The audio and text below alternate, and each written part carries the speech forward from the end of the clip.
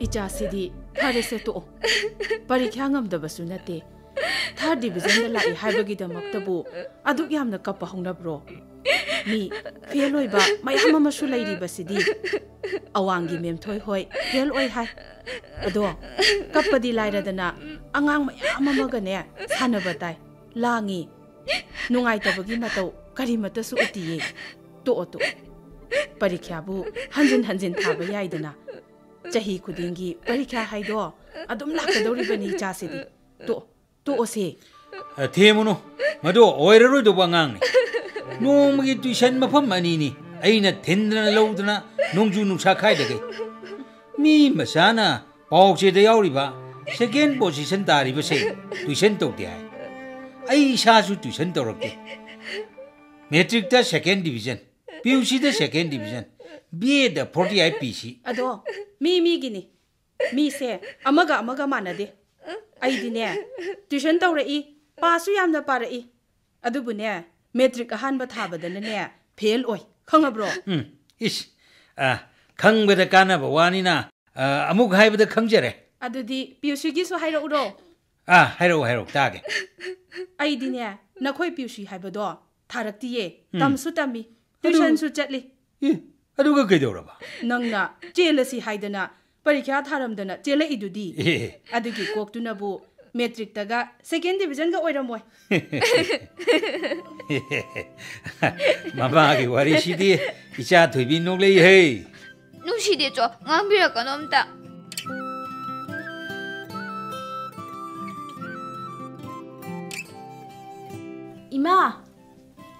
इमाओ हाइमा इबे चंगो मागी कादा लेरमगनी ये नंगदी करी कॉलेज तमदौरी खंगजी इमा ममागा बाबागा मखोइना अपामबदा मखोइगी अपामबसु अदुम फै थोइबिया ना हौगत्रिबो हौगलमगा मुहिपने फमुंगना अवाबगी मरुपने हाइबदनी मपानदा ngahaktang phambado papaga mayoknaba tale ayuba yade hekta ngangbada ibe aikhoini siam khenare ko nangna mama mapana ubada haraubi lemjabi mingonda wari tobada nungaijabi khangde uchina first division de yaure position gadi nateda aina papage saubi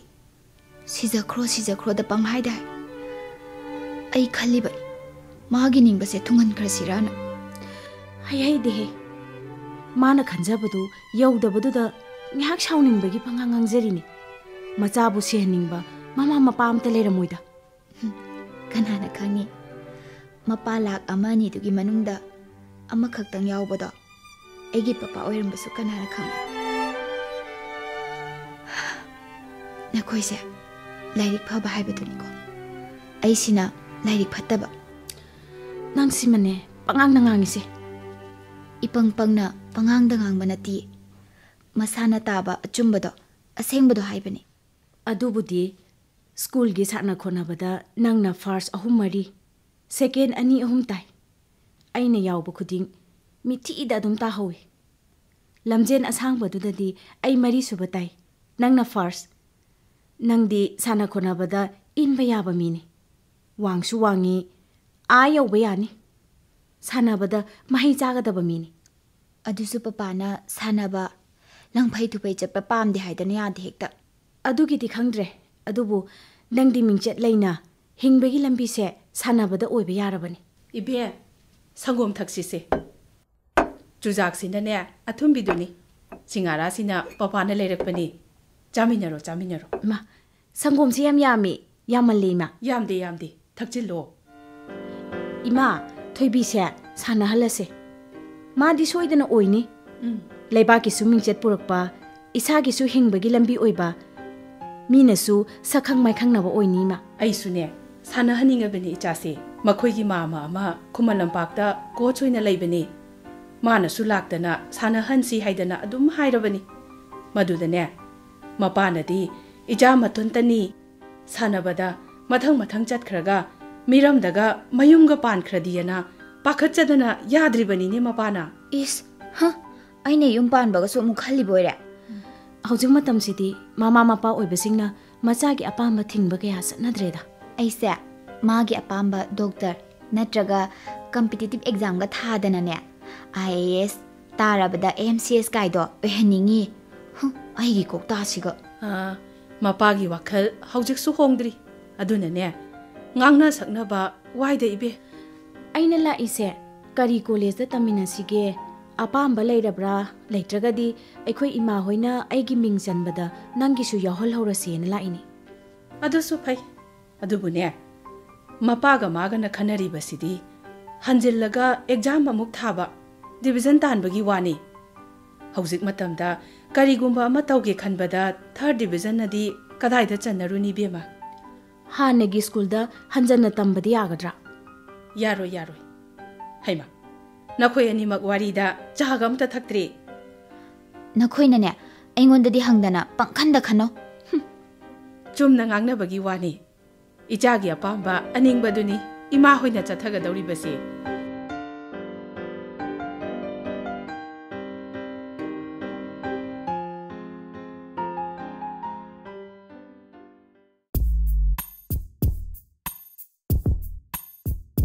ꯍꯩ ꯑꯣꯏꯔꯣꯏꯗꯧꯕꯤ ꯋꯥꯒ ꯏꯉꯥꯡ ꯉꯥꯡꯗꯅ ꯂꯩꯁꯥꯕꯤ ꯑꯆꯧꯕꯗꯧꯅ ꯊꯋꯥꯏ ꯅꯨꯡꯉꯥꯏꯇ꯭ꯔꯤꯕ ꯍꯥꯏꯕꯗꯨꯔꯣ ꯅꯠꯇ꯭ꯔꯒ ꯎꯁꯤꯠꯇ꯭ꯔꯤꯕ ꯍꯥꯏꯕꯗꯨꯔꯣ school ꯀꯥꯒꯦꯔꯥ ꯀꯥꯔꯣꯏꯗ꯭ꯔꯥ ꯍꯥꯏꯕꯁꯨ ꯈꯨꯝꯗꯦ tuition ꯑꯃ ꯆꯠꯂꯦ ꯑꯅꯤ ꯆꯠꯀꯦꯔꯥ ꯍꯥꯏꯕꯁꯨ ꯈꯨꯝꯗꯦ ꯋꯥ ꯉꯥꯡꯗꯕ ꯇꯨꯃꯤꯟ ꯂꯩꯕꯗꯨꯅ ꯄꯨꯟꯁꯤꯗꯨ ꯑꯣꯏꯒꯗꯧꯔꯤꯕ꯭ꯔꯥ ꯍꯥ ꯑꯣ ꯁꯣꯝꯗ ꯑꯃꯨꯛꯇ ꯂꯥꯛꯄꯤꯌꯣ ꯀꯔꯤ ꯀꯔꯤꯅꯣ ꯆꯥꯗꯧꯕ ꯊꯛꯇꯧꯕ ꯁꯤ ꯑꯃꯨꯛꯇ ꯍꯥꯟꯅ ꯅꯃꯥꯁꯤꯅ ꯃꯔꯣꯜ ꯑꯃ ꯅꯉꯣꯟꯗ ꯈꯤꯇꯪ ꯉꯥꯡꯕꯒ ꯍꯦꯛꯇ ꯊꯖꯤꯜꯂꯛꯑꯗꯕꯅꯤ ꯅꯠꯇꯦ ꯅꯪꯅ ꯈꯜꯂꯤꯕꯁꯤꯕꯨ ꯀꯔꯤꯅꯣ ꯍꯥꯏꯕ ꯍꯥ ꯑꯩꯅ ꯁꯦꯜ ꯆꯪꯕ ꯃꯈꯩ ꯑꯉꯥꯡ ꯑꯣꯏꯔꯤꯉꯩꯗꯒꯤ ꯇꯨꯏꯁꯟ ꯑꯅꯤ ꯇꯝꯗꯅ ꯅꯐꯤ ꯅꯔꯣꯜ ꯁꯦꯟꯅꯤꯡꯕ ꯊꯣꯟꯗꯅ ꯆꯥꯒꯦ ꯍꯥꯏꯔꯤ ꯃꯈꯩ ꯄꯤꯖꯗꯅ ꯁꯦꯜ ꯆꯪꯕ ꯃꯈꯩ ꯌꯣꯛꯂꯛꯏꯁꯦ ꯀ꯭ꯂꯥꯁ 10ꯗ 3rd ꯗꯤꯕꯤꯖꯟ ꯋꯥ ꯉꯥꯡꯗꯕꯤ ꯑꯣꯏꯅꯕ꯭ꯔꯥ ꯍꯥꯏꯕ ꯁꯦꯜ ꯄꯥꯝꯃꯨꯏ ꯀꯣ ꯀꯗꯥꯏꯗꯒꯤ ꯄꯨꯔꯤꯕ ꯏꯆꯥꯅꯣꯅꯦ ꯀꯔꯤꯅꯣ ꯉꯥꯡꯕꯤꯔꯨꯕꯗꯨꯕꯣ ꯀꯔꯤ ꯋꯥꯉꯥꯡ ꯁꯉꯥꯡꯅꯣ ꯑꯗꯨꯝ ꯍꯥꯏꯅ ꯉꯥꯡꯉꯗꯤ ꯑꯉꯥꯡꯗꯨ ꯀꯔꯤ ꯑꯣꯏꯒꯗꯒꯦ ꯍꯥꯏꯕ ꯍꯩ ꯑꯈꯪ ꯑꯩ ꯁꯥꯗꯅ ꯑꯩꯉꯣꯟꯗ ꯅꯪꯅ ꯑꯃꯨꯛ ꯀꯔꯤ ꯑꯣꯏꯒꯗꯒꯦ ꯒꯥꯏꯅ ꯑꯩꯅ ꯁꯨꯡꯉꯥꯡ ꯉꯥꯡꯗꯕꯗꯩ ꯅꯠꯇ꯭ꯔꯣ ꯐꯤꯕꯝꯁꯤ ꯌꯧꯔꯛꯏꯕꯁꯦ ꯁꯨꯡꯉꯥꯡ ꯉꯥꯡꯗꯦ ꯀꯥꯏꯗꯤ ꯍꯥꯏꯕꯤꯒꯅꯨ ꯑꯃꯨꯛ ꯉꯥꯡꯊꯣꯔꯛꯄꯗ ꯈꯣꯏ ꯃꯍꯨꯝꯗ ꯆꯩꯅ ꯊꯤꯟꯕ ꯍꯥꯏꯕꯗꯨꯅꯤ ꯃꯤꯒꯤ ꯊꯃꯣꯏꯗ ꯋꯥꯈꯟꯗ ꯗꯪ ꯅꯪꯅ ꯁꯨꯃꯥꯏꯅ ꯀꯪꯈꯠꯇꯅ ꯑꯉꯥꯡꯁꯤꯅ ꯑꯩꯒꯤ ꯃꯤ ꯑꯃ ꯂꯩ ꯈꯟꯗꯅ ꯑꯩꯕꯨ ꯎꯁꯤꯠꯄꯤꯗ꯭ꯔꯦ 이와 ꯂꯧꯕꯤꯗ꯭ꯔꯦ ꯋꯥ ꯂꯧꯕꯤꯗ꯭ꯔꯦ ꯍꯥꯏꯔꯤꯕꯗꯣ ꯑꯩꯅ ꯀꯪꯈꯠꯄꯒꯤ ꯅꯠꯇꯤꯌꯦ ꯂꯧꯕ ꯌꯥꯕ ꯋꯥꯗꯤ ꯉꯥꯡꯗꯕ ꯑꯗꯨꯅꯅꯤ ꯍꯦ ꯅꯪꯅꯦ ꯋꯥ ꯌꯥꯝ ꯉꯥꯡꯒꯅꯨ ꯉꯁꯤꯅꯦ ꯅꯃꯥ ꯅꯆꯥ ꯑꯩꯅ ꯁꯥꯎꯔꯛꯑꯗꯤꯅꯦ ꯑꯗꯨꯒꯤ ꯁꯔꯨꯛꯅꯦ ꯅꯆꯥꯁꯦ ꯉꯁꯤ ꯀꯧꯕ ꯅꯨꯃꯤꯠꯇꯒꯤ ꯋꯥ ꯑꯃꯠꯇ ꯉꯥꯡꯕꯤꯔꯅꯨ ꯑꯩꯅꯅꯦ ꯏꯆꯥꯁꯦ ꯁꯦꯝꯖꯔꯒꯦ ꯁꯦꯝꯕ ꯊꯣꯛꯑꯔꯣꯏꯗꯕ ꯅꯆꯥꯁꯦ ꯍꯤꯡꯕꯗ ꯀꯥꯟꯅꯔꯔꯣꯏꯗꯕ ꯅꯆꯥꯁꯦ ꯁꯦꯝꯃꯨ ꯊꯥꯏꯅꯒꯤ ꯏꯄꯥ ꯏꯄꯨꯅ ꯍꯥꯏꯅꯕ ꯄ꯭ꯔꯤꯊꯤ ꯂꯨꯝꯅꯕ ꯄꯣꯛꯂꯛꯄ ꯍꯥꯏꯗꯣ ꯍꯧꯖꯤꯛ ꯑꯣꯏꯔꯒꯅ ꯃꯥꯂꯦꯝ ꯂꯨꯝꯅꯕ ꯂꯝꯕꯤ ꯋꯥꯏ ꯆꯤꯟꯅꯕ ꯍꯥꯏꯗꯨꯅꯤ 이자부 낭나 둠나가 하이버디네 nga시다기 아이가 낭가 머리 레이나드레 이자가 낭가수 머리 레이나드레 이자세 낭기 나망다 미토이 미헨바 아마디 오헨게코 아이 야레 왜 따닝드레 너 코야니 아이기 말함다 칸나비라노 엄다 강해 아이나 코이기 까나수 나때 하이바이 강해 잣크로 나트라가 이 잣자크라게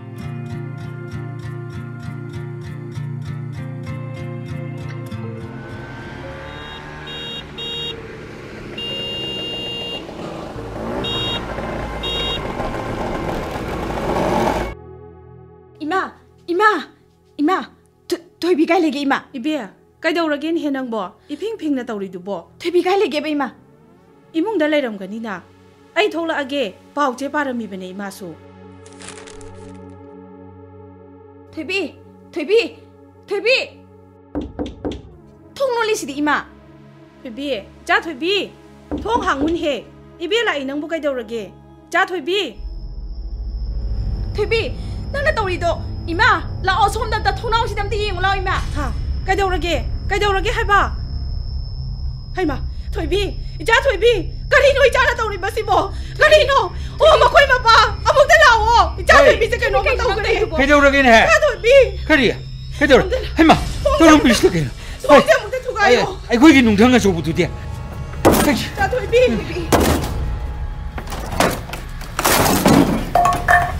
आइस थोइबी नमी पांगु Thoibi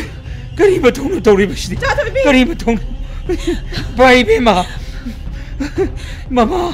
mama ngakdagi thori silokto इमा इमागी बेमा अदुमदा खन बाई बेमा कइनो तौरी इजागी दी इमा लेरिए कइनो तौरी सिदि तुइबी इंथावो बाई बेमा नमिदना दु करिनो बेमा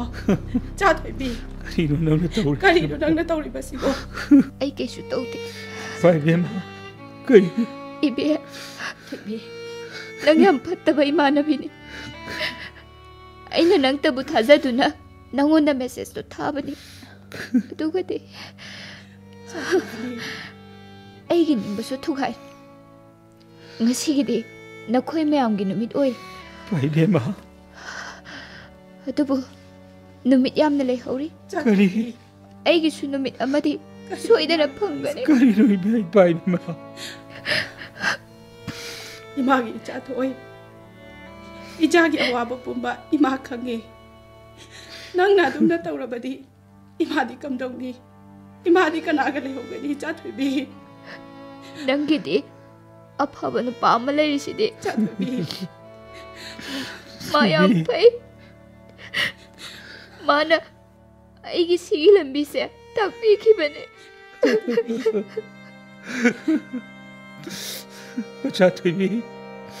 पा शाही ने फम दे लाले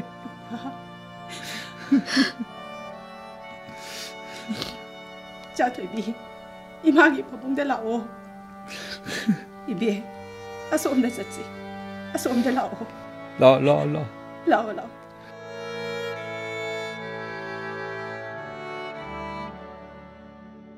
नंगना करमना खंगा इबनो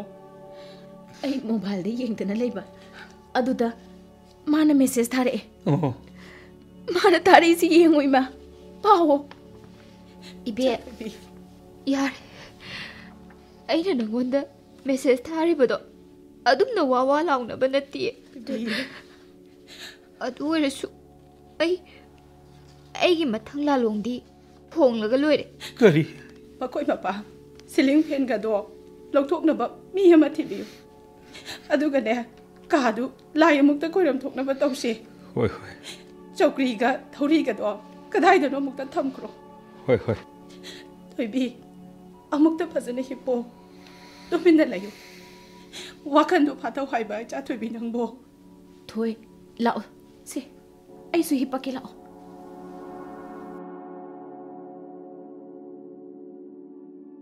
इमा मेसेज सिदा लेरे इबे अइना वहंग अमगी पाउखोम गाइबा हाइगद्रा थीबा हाइगद्रा चही फारग इबे अइना वहंग अमगी पाउखोम गाइबा हाइगद्रा थीबा हाइगद्रा चही फारगले अदुबु पाउखोमदी फंगद्रे अदुबु ममैदा Lakpa वहंग अमगी पाउखोमदी लाकपगा थिनथदना फंगले वहंगदी अइबु हिंखिगद्रा नत्रगा सीख्रसिरा थिनथदना पाउखोम fungi सिजक्रो हौजिंगमक सिजक्रो कनागुंबा अमनसु लाउरई action हाइन अइना नंगोंदा message थारिबगी मरमदी अइगी action गी मथंगदा मियामदा कानादबा वहंग मयाम अमा लाअनी वहंग सिंगदुदा इमा चेनरनी अइगी फरबा इपा चेनरनी मखोइबु चेनदनबा अइ इसा इतोमतना तुंगी अमम्बा पुंसी अमदा इराकनदनबा लमांगनदनबा पाइखतजबा अचौबा थौरांग अमनी हाइना वहंग हंगबा मयामदा पाउखुम पीनबा पाउजेल इबे मखा ताबा ngai मिनरसी अइदी खंगरो अइ खंगे मतम खरदे इमा से थमोय सोकनी अदुबु matamna magishu akauba purakani miyamgina nongmagi wari matam lenabagi aina topic oigani papagi matangdi ai pallaroi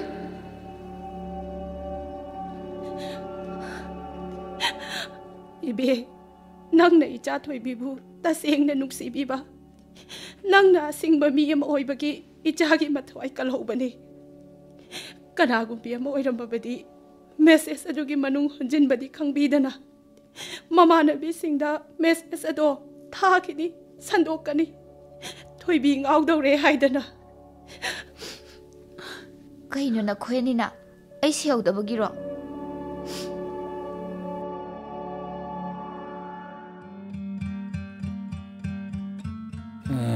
Karino pamungda pawsi masjid sai di sini.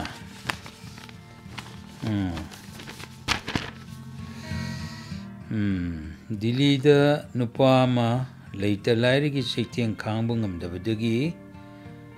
pigliba masani pamlaga asan bayungi matol manga dagi chongta duna sijakre. Untuk pau ni hei. Sina Urishada nupi amana piglibi masa nupi ohum guada thadaraga masa su songthaduna sijakre. Sina Kerala. Mahiroi nupi masa ani 12 examination fail oibadagi amana magi kada thori amana huthaga matomda sijakre pau sidi ja ni he si auri ni Pondishari nupa masama mobile phone da lupa lakh kaya game da paisa mangbadagi masa matomta hu thaktuna sijakre do pau ni ma di wakal si sagat ba kuirba jani dana World Suicide Prevention Day ga mari leinana thamjaba lilamacha aina hingluduna kaidoruni haibasi aikhoi puna taminakhre makha chathajarak pasidi Taminakhiba lila adugi matangda Department of Psychiatry RIMS ki professor amadi founder Share and Care Dr. Rajkumar Lenina Thambiba tentakpa warol taminasi Toibi kumba tongan ba haijaba masagi magun leijaba chanupi kaya ama koi awaba mikup kaya lenduna leiriba si masagi marala natraga aikoi ki mama mapana khangbiba watpa aduga aikoi kunai gi aranba haitamgi mong education gi wahan thoklan badagira haibase khoi khangminarasi ngasimak aikoi gi ramdamda leiriba mioi la kuntra khara hen basi loinamak first division natraga position lepa mioi ngaktra natraga position leptaba natraga lariksu he haijadaba kana di yamna awaphamda tabra natraga nuaiba punsi amada lenba supang maphangrabra natraga sala khotnabada awang pathaki mana mathum phanglaiba makhoi sing adudi punsi da mahayan wani haina singthanara roidra haiba wahang singsi aikoina nongmata sukhan tharuba taude aikoina icha semba matamda aigi apambagi mawongda semni haiba simak khwaidagi hena chumdraba waphamamani masu aigi imungda aigi icha oina aigi pibuk nungda aigi icha oina polakpa ojaragasu masu tonganba mioiba amani magi apamba lei magi pamdaba lei magi hainajadaba magi yamna haithoi singthoiba area magi khangjadaba haijadaba ngamjadaba area adumak leigani masi mioiba khudingmakki hauna sani mi amada mina chenba yaba magun punamak chenba haibasti oithokpa nate masi mai khoi punna khangminarasi aduga angangna mai masing tambada khara sothaba lakpa matamda masi tuition mari manga taruk tawraga hekta fagani haiba aikoi khunai gi aranba wakhalon aduga mayamna tuition tawragati aikoi su tuition tawgadabani masi chatnabini haina khanba wakhalon masi maga aikoi yamna thuna hongdok hautragati ꯃꯔꯥ ꯂꯩꯖꯗ꯭ꯔꯕ ꯊꯣꯏꯕꯤꯒꯨꯝꯕ ꯏꯆꯥ ꯏꯁꯨ ꯀꯌꯥ ꯑꯃ ꯑꯋꯥꯐꯝꯒꯗ ꯇꯥꯒꯗꯣꯔꯤ ꯑꯗꯨꯒ ꯏꯆꯥꯁꯤꯡꯕꯨ ꯑꯇꯣꯞꯄ ꯃꯤꯒ ꯆꯥꯡꯗꯝꯅꯕꯤꯕ ꯑꯁꯤꯃꯛꯁꯨ ꯁꯨꯡꯗꯧꯃꯛ ꯇꯧꯔꯣꯏꯗꯕꯅꯤ ꯑꯩꯒꯤ ꯏꯆꯥ ꯅꯠꯇ꯭ꯔꯒꯁꯨ ꯃꯥꯂꯦꯝꯁꯤꯗ ꯄꯣꯛꯂꯛꯏꯕ ꯃꯤꯑꯣꯏꯕ ꯈꯨꯗꯤꯡꯃꯛꯁꯤ ꯌꯨꯅꯤꯛꯅꯤ ꯃꯥꯒꯤ ꯑꯣꯏꯕ ꯇꯣꯞ ꯇꯣꯞꯄ ꯃꯒꯨꯟ ꯃꯥꯒꯤ ꯑꯣꯏꯕ ꯇꯣꯞ ꯇꯣꯞꯄ ꯑꯄꯥꯝꯕ ꯄꯥꯝꯗꯕ ꯂꯩꯔꯤꯕꯅꯤ ꯍꯥꯏꯕꯁꯤꯃ ꯑꯩꯈꯣꯏ ꯈꯪꯃꯤꯟꯅꯔꯁꯤ ꯑꯁꯨꯝꯅ ꯑꯍꯦꯟꯕ ꯄ꯭ꯔꯦꯁꯔ ꯄꯤꯕꯤꯕ ꯉꯝꯃꯔꯣꯏꯗꯕ ꯄꯣꯠꯂꯨꯝꯁꯤꯡ ꯊꯥꯡꯒꯠꯄꯤꯕꯗꯒꯤ ꯊꯣꯏꯕꯤꯒꯨꯝꯕ ꯁꯥꯇ꯭ꯔꯁꯤꯡ ꯉꯁꯤꯗꯤ ꯅꯣꯡꯃ ꯅꯣꯡꯃꯒꯤ ꯃꯁꯥ ꯃꯇꯣꯝꯇ ꯁꯤꯖꯕꯒꯤ ꯋꯥꯐꯝꯁꯤ ꯂꯥꯛꯂꯤ ꯃꯍꯩ ꯃꯁꯤꯡꯒꯤ ꯊꯥꯛꯇ ꯃꯈꯜ 2-3 ꯊꯣꯛꯅ ꯌꯦꯡꯕ ꯌꯥꯏ ꯑꯩꯈꯣꯏ ꯄꯥꯁ ꯇꯧꯕ ꯉꯝꯗꯕ ꯑꯉꯥꯡꯁꯤꯡ ꯅꯠꯇ꯭ꯔꯒ ꯊꯥꯛ ꯋꯥꯡꯅ ꯄꯥꯁ ꯇꯧꯕ ꯉꯝꯗꯕ ꯑꯉꯥꯡꯁꯤꯡ ꯅꯠꯇ꯭ꯔꯒ ꯊꯥꯛ ꯌꯥꯝꯅ ꯋꯥꯡꯅ IITꯗ all India institute of medical ꯁꯥꯏꯟꯁꯦꯁꯇ ꯅꯠꯇ꯭ꯔꯒ PhDꯗ ꯃꯤꯡ ꯆꯟꯕ ꯐꯪꯂꯕ ꯃꯍꯩ ꯍꯩꯔꯕ ꯑꯉꯥꯡꯁꯤꯡꯁꯨ ꯃꯥꯒꯤ ꯅꯤꯡꯕ ꯈꯤꯇꯪ ꯊꯨꯡꯗꯕꯗ ꯑꯁꯨꯝꯅ ꯃꯁꯥ ꯃꯔꯣꯝꯗꯣꯝ ꯁꯤꯖꯕꯁꯤ ꯇꯥꯗꯕ ꯅꯠꯇꯦ ꯑꯗꯨꯅ ꯃꯁꯤ ꯃꯁꯥꯒꯤꯁꯨ ꯅꯠꯇ꯭ꯔꯒ ꯃꯃꯥ ꯃꯄꯥꯒꯤ ꯅꯠꯇ꯭ꯔꯒ ꯑꯩꯈꯣꯏꯒꯤ ꯑꯣꯖꯥꯁꯤꯡꯒꯤ ꯅꯠꯇ꯭ꯔꯒ ꯑꯩꯈꯣꯏꯒꯤ ꯈꯨꯟꯅꯥꯏꯒꯤ ꯑꯣꯏꯔꯤꯕ ꯆꯠꯅꯕꯤ ꯃꯌꯥꯝꯒꯤ ꯑꯦꯛꯁꯄꯦꯛꯇꯦꯁꯟꯁꯦ ꯃꯁꯤ ꯏꯟꯕ ꯉꯝꯃꯛꯇꯕꯗꯒꯤ ꯄꯨꯟꯁꯤ ꯂꯣꯝꯈꯤꯕꯁꯤ ꯏꯟꯈꯠꯂꯛꯂꯤꯕ ꯆꯍꯤ 15 ꯑꯃꯗꯤ ꯅꯍꯥ ꯑꯣꯏꯔꯤꯕ ꯆꯍꯤ 30 ꯐꯥꯎꯒꯤ ꯃꯅꯨꯡꯁꯤꯗ ꯌꯥꯝꯅ ꯇꯣꯏꯅ ꯊꯣꯛꯏ ꯍꯥꯏꯕꯁꯤ ꯑꯩꯈꯣꯏ ꯈꯪꯖꯤꯟꯃꯤꯟꯅꯔꯁꯤ ꯑꯗꯨꯅ ꯃꯤꯑꯣꯏꯕꯒꯤ ꯄꯨꯟꯁꯤꯗ ꯀꯅꯥꯒꯨꯝꯕ ꯑꯃꯒꯤ ꯑꯄꯥꯝꯕꯒꯤꯗꯃꯛ ꯍꯤꯡꯒꯗꯕ꯭ꯔꯥ ꯅꯠꯇ꯭ꯔꯒ ꯃꯁꯥꯒꯤ ꯍꯩꯅꯕꯤ ꯃꯁꯥꯒꯤ ꯑꯄꯥꯝꯕ ꯃꯁꯥꯅ ꯅꯨꯡꯉꯥꯏꯖꯕ ꯊꯕꯛ ꯑꯗꯨ ꯇꯧꯔꯒ ꯇꯦꯜꯂꯕ ꯄꯨꯟꯁꯤ ꯑꯁꯤ ꯍꯤꯡꯒꯗꯕ꯭ꯔꯥ ꯍꯥꯏꯕꯁꯤꯃꯁꯨ ꯑꯩꯈꯣꯏ ꯈꯟꯊꯃꯤꯟꯅꯁꯤ ꯑꯩꯅ ꯇꯧꯕ ꯉꯝꯃꯣꯏꯗꯕ ꯊꯕꯛ ꯑꯩꯅ ꯉꯝꯃꯛꯇꯕ ꯊꯕꯛꯇꯨꯕꯨ ꯑꯩꯒꯤ ꯏꯆꯥꯅꯤ ꯍꯥꯏꯗꯨꯅ ꯑꯩꯒꯤ ꯏꯆꯥꯗ ꯇꯧ ꯍꯥꯏꯕ ꯄꯣꯠꯁꯤꯃꯛꯁꯨ ꯑꯩꯍꯥꯛ ꯇꯧꯍꯟꯖꯅꯤꯡꯗꯦ ꯃꯁꯤ ꯑꯩꯒꯤ ꯑꯣꯏꯕ ꯏꯁꯥꯒꯤ ꯂꯅꯥꯏ ꯋꯥꯈꯜꯂꯣꯟꯅꯤ ꯃꯊꯪꯗ ꯊꯝꯖꯅꯤꯡꯕ ꯋꯥꯐꯝ ꯑꯃꯅ ꯀꯅꯥꯒꯨꯝꯕ ꯏꯃꯨꯡ ꯃꯅꯨꯡꯗ ꯋꯥꯍꯩ ꯋꯥꯇꯥ ꯐꯖꯗꯕꯁꯤ ꯑꯩꯈꯣꯏ ꯌꯥꯝꯅ ꯇꯥꯏ ꯈꯪ ꯑꯍꯩꯁꯤꯡꯅ ꯍꯥꯏꯕꯗ ꯑꯩꯈꯣꯏꯒꯤ ꯋꯥꯍꯩ ꯉꯥꯡꯊꯣꯔꯛꯏꯕ ꯈꯣꯟꯊꯣꯛ ꯑꯁꯤ ꯌꯥꯝꯅ ꯆꯥꯎꯅ ꯑꯩꯈꯣꯏꯗ ꯆꯩꯊꯦꯡ ꯄꯤꯕ ꯉꯝꯕ ꯁꯛꯇꯤ ꯑꯃꯅꯤ ꯍꯥꯏꯕꯁꯦ ꯑꯩꯈꯣꯏꯅ ꯄꯥꯕꯗ ꯊꯦꯡꯅꯖꯩ ꯈꯨꯗꯝ ꯑꯣꯏꯅ ꯑꯣꯝ ꯍꯥꯏꯔꯤꯕ ꯋꯥꯍꯩ ꯑꯁꯤꯅ ꯑꯩꯈꯣꯏ ꯌꯥꯝꯅ ꯍꯤꯂꯤꯡ ꯄꯥꯋꯔ ꯇꯦꯛꯈꯠꯍꯟꯕ ꯑꯃꯗꯤ ꯑꯐꯕ ꯄꯤꯕ ꯉꯝꯕ ꯑꯗꯨꯒꯨꯝꯕ ꯑꯐꯕ ꯚꯥꯏꯕ꯭ꯔꯦꯁꯟꯅꯤ ꯍꯥꯏꯅꯩ ꯑꯗꯨꯅ ꯈꯣꯟꯗꯥ ꯊꯤꯕ ꯅꯪꯇ ꯁꯤꯖꯈ꯭ꯔꯣ ꯅꯪ ꯀꯥꯟꯅꯔꯔꯣꯏꯗꯕ ꯃꯤꯔꯦꯝꯅꯤ ꯅꯪꯁꯦ ꯃꯥꯂꯦꯝ ꯂꯨꯝꯅꯅꯕ ꯄꯣꯛꯂꯛꯄꯅꯤ ꯀꯥꯏꯕ ꯋꯥꯐꯝꯁꯤ ꯑꯩꯈꯣꯏ ꯗꯤꯛꯁꯅꯥꯔꯤꯗꯒꯤ ꯂꯧꯊꯣꯛꯈꯤꯕꯅ ꯐꯔꯦ ꯑꯗꯨꯒ ꯑꯩꯈꯣꯏꯅ ꯑꯐꯕ ꯋꯥꯍꯩ ꯅꯨꯡꯁꯤꯕ ꯋꯥꯍꯩ ꯐꯖꯕ ꯋꯥꯍꯩ ꯈꯔꯗꯪ ꯍꯥꯏꯕꯗ ꯑꯩꯉꯣꯟꯗ ꯀꯌꯥꯃꯨꯛ ꯌꯥꯝꯅ ꯃꯥꯡꯒꯗꯒꯦ ꯑꯩꯈꯣꯏꯅ ꯐꯖꯕ ꯋꯥꯍꯩ ꯍꯥꯏꯔꯤꯕ ꯅꯨꯡꯁꯤꯕ ꯋꯥꯍꯩ ꯍꯥꯏꯔꯤꯕꯁꯤ ꯇꯥꯔꯤꯕ ꯃꯤꯗꯣ ꯑꯗꯨꯅ ꯉꯥꯡꯉꯤꯕ ꯑꯩꯕꯨ ꯑꯋꯥꯡꯕ ꯊꯥꯛꯇ ꯊꯝꯕꯤꯒꯗꯧꯔꯤꯕꯅꯤ ꯑꯃꯗꯤ ꯑꯩꯕꯨ ꯏꯀꯥꯏ ꯈꯨꯝꯅꯕ ꯎꯠꯀꯗꯧꯔꯤꯕꯅꯤ ꯍꯥꯏꯕꯁꯤꯃꯁꯨ ꯑꯩꯈꯣꯏ ꯀꯥꯎꯔꯣꯏꯁꯤ ꯑꯗꯨꯅ ꯁꯨꯏꯁꯥꯏꯠ ꯃꯔꯣꯝꯗꯣꯝ ꯁꯤꯖꯕ ꯍꯥꯏꯕꯁꯦ ꯂꯥꯏꯅꯥ ꯑꯃꯗꯤ ꯅꯠꯇꯦ ꯑꯗꯨꯕꯨ ꯂꯥꯏꯅꯥ ꯑꯃꯒꯤ ꯂꯥꯏꯑꯣꯡ ꯑꯗꯨꯅꯤ ꯍꯥꯏꯅ ꯑꯩꯈꯣꯏ ꯂꯧꯕ ꯌꯥꯏ ꯑꯩꯈꯣꯏꯒꯤ ꯊꯣꯏꯕꯤꯅ ꯇꯧꯔꯤꯕ ꯑꯁꯤ ꯌꯥꯝꯅ ꯊꯋꯥꯏ ꯅꯨꯡꯉꯥꯏꯇꯕ ꯐ꯭ꯔꯁꯇ꯭ꯔꯦꯁꯟ ꯑꯃꯗꯤ ꯀꯨꯏꯅ ꯁꯨꯝ ꯊꯦꯡꯅꯕ ꯆꯩꯊꯦꯡ ꯆꯩꯅꯥ ꯑꯗꯨꯅ ꯃꯍꯥꯛꯅ ꯃꯃꯥ ꯃꯄꯥꯒꯤ ꯑꯅꯤꯡꯕꯗꯨ ꯊꯨꯡꯍꯟꯕ ꯉꯝꯗ꯭ꯔꯦꯀꯣ ꯍꯥꯏꯕ ꯅꯤꯡꯉꯝꯗꯕ ꯃꯌꯥꯝꯁꯤ ꯄꯨꯜꯂꯒ ꯃꯍꯥꯛꯁꯤ ꯗꯤꯄ꯭ꯔꯦꯁꯟ ꯄꯨꯛꯅꯤꯡ ꯋꯥꯈꯜ ꯋꯥꯕꯒꯤ ꯑꯅꯥꯕꯅ ꯅꯥꯔꯛꯄ ꯑꯗꯨꯒꯨꯝꯕ ꯃꯑꯣꯡ ꯑꯃꯗꯒꯤꯅꯤ ꯀꯨꯏꯗ꯭ꯔꯤꯕꯗ ꯗꯦꯜꯂꯤꯗꯁꯨ ꯅꯨꯄꯥ ꯃꯆꯥ ꯑꯃ ꯈ꯭ꯋꯥꯏꯗꯒꯤ ꯍꯦꯟꯅ ꯂꯥꯏꯔꯤꯛ ꯍꯩꯕ ꯃꯦꯗꯤꯀꯦꯜ ꯇꯝꯂꯤꯕ ꯅꯨꯄꯥ ꯃꯆꯥ ꯑꯃ ꯈꯪꯍꯧꯗꯕꯗꯒꯤ ꯗꯤꯄ꯭ꯔꯦꯁꯟꯒꯨꯝꯕ ꯑꯅꯥꯕ ꯑꯃꯅ ꯅꯥꯔꯝꯒꯅꯤ ꯍꯥꯏꯕ ꯃꯌꯥꯝꯅ ꯊꯥꯖꯕ ꯂꯩꯅꯩ ꯃꯍꯥꯛꯁꯤ ꯃꯥꯒꯤ ꯀꯥꯗ ꯁꯤꯗꯨꯅ ꯂꯩꯔꯝꯈꯤ ꯑꯗꯨꯅꯤ ꯑꯩꯈꯣꯏꯅ ꯃꯤꯑꯣꯏꯕꯒꯤ ꯄꯨꯟꯁꯤꯕꯨ ꯑꯩꯅ ꯃꯔꯝ ꯑꯣꯏꯔꯒ ꯋꯥꯈꯜ ꯍꯟꯊꯍꯟꯕ ꯄꯤꯛꯊꯍꯟꯕ ꯑꯃꯗꯤ ꯑꯦꯛꯁꯇ꯭रीम ꯀꯦꯁꯇ ꯃꯇꯣꯝꯇ ꯃꯔꯣꯝꯗꯣꯝ ꯁꯤꯖꯔꯒꯦ ꯀꯥꯏꯅ ꯈꯜꯍꯟꯕ ꯑꯁꯤꯒꯨꯝꯕ ꯃꯔꯝ ꯑꯃ ꯑꯩꯅꯗꯤ ꯁꯨꯡꯑꯣꯏ ꯑꯣꯏꯗꯅꯕ ꯍꯣꯠꯅꯁꯤ ꯃꯊꯪꯗ ꯑꯩꯈꯣꯏꯒꯤ